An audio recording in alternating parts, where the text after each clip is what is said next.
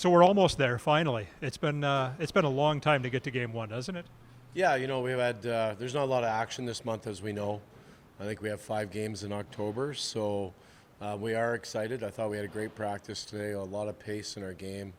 I like where we're at. You're never going to be ready for game one and cover everything, but we'll be prepared to play the way we want to. What is when you don't have a lot of games going on and you have practice time, but you have to balance that because you don't want everybody to get bored and upset, all of this stuff. So what is it that you do? Is it because conditioning shouldn't be an issue at this point of the season? Yeah, you're always trying to help in that area, but you want to keep it fresh. You want to make sure you're doing multiple drills. You want to make sure that you're giving your players an opportunity to show what they can do.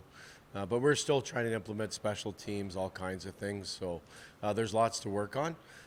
You mix in an extra day off here and there just to keep it fresh for the guys. The team has been pared down, but you still got a lot of competition out there as we start into game one. Yeah, there's guys fighting for ice time. There's guys fighting to get into the lineup. There's guys fighting to get into a role. Everyone's looking to gain and get the most they can. So each and every day, those things are occurring, and everyone's playing for something. So we ask the players to really challenge themselves individually. We have a lot of young forwards that are learning, but they're bringing a lot of really good energy to practice and effort and willingness to just soak everything up. So it's really added to our group, and we're excited to get started. You have been one that's been really good at giving guys clean slates, but you have half the team in there that has pretty good equity with you. I'm curious how you start a season going into game one, knowing half the team and a few guys that you may not know so well. Yeah, we've had a lot of turnover still, but we do have 15 new players, 10 returning players, whatever the exact number is, I'm not sure. But for us, we're really focused on, like today, Anthony had a little something. I just let him know, hey, you earned enough last year. If you need to take some time off today, that's okay. Yep. You'll still be fine for Saturday. So some guys have some sweat equity that they've earned. But every year is a new year. So last year is over. It was a very successful season, but we didn't get to the final goal. So we're really focused on building this team and building our group. The guys seem to have a lot of energy together. Again, a really good group of guys that enjoy being around each other and competing. So it's been a really fun group to work with.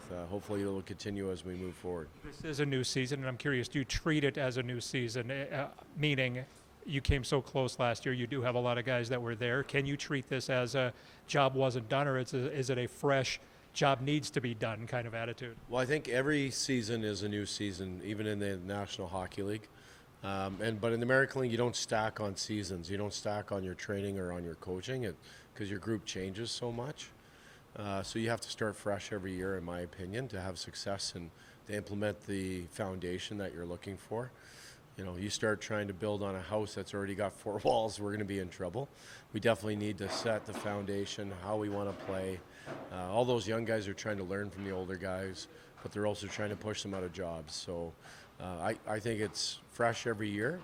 Some players that we've had for a longer period of time, obviously we know them better. We know how they react in certain situations and what we can expect from them. But we're also trying to push those players to new heights as well. Because honestly, we finished just a little short last year, and we're hoping to maybe find a way into playoffs and have another good run. You've done opening nights, obviously, as a head coach for quite some time. What excites you about opening night? Is it the same thing that excited you in 2005 in Reading as today? I think the end of practicing. So practicing can get a little bit difficult at times. You need some video. You need some ammo. The players need to get into the fight. They want to hit someone other than themselves. So I just think it's time for games, as everyone's sensing. I wish we had a little more game action early in the season. One, to learn more about our players, but also to get everyone mixed into the lineup and give everyone an opportunity to get in. So the lack of action will be a challenge roster-wise, just how who we use, how we bring anyone in. If someone sits out 3 or 4 games, that could be a whole month of October. So that's a challenge thing for us that we have to figure out. But we're just excited to get started. We don't know what the journey is going to be like, but we embrace it. We know we're going to do certain things as a staff, and we know the players will respond in a certain way, or we hope they will. So we're just excited for Saturday night. You start with a familiar team in a familiar building, but a lot of new things going on in Chicago has been well documented. Your thoughts on facing a team led by a guy you know pretty well, Bob Nardella. Yeah, no, we're going to focus, like always, the same answer to every time you ask me this. We're going to focus on ourselves. We'll do a little bit about Chicago because we do know Bob. We do know how we played them in exhibition. They didn't have everything implemented. They didn't have their whole roster in. We're going to focus on us early in the season, all season. We always do that. There'll be little things that we adjust, and there'll be things we don't use that we'll save for playoffs in case we run into someone. So I think those are all the art of coaching and just preparing. When you play in the American League, where you play 7 teams 8 to 12 times, you're going to know each other very well.